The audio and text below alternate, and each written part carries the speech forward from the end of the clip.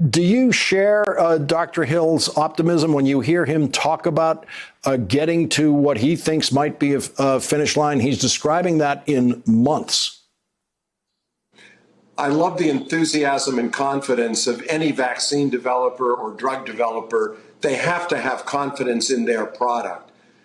Experience teaches that many promising developments, whether it's a treatment or a vaccine, do not come all the way through all the tests to the finish line. That's why it's so important that we've actually got a number of candidates that are in process. If we have several effective vaccines, we protect ourselves in a couple of ways. We can avoid eliminating a vaccine and not being able to use anything if one of them, for example, develops a serious side effect down the line.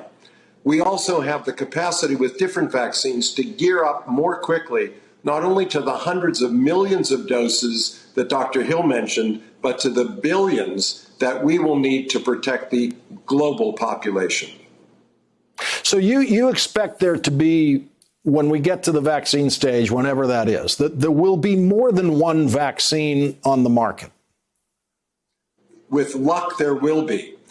We will have more than one vaccine that will be in production, that will be demonstrated to have passed safety and efficacy standards, and that would be in production and distributed in the world.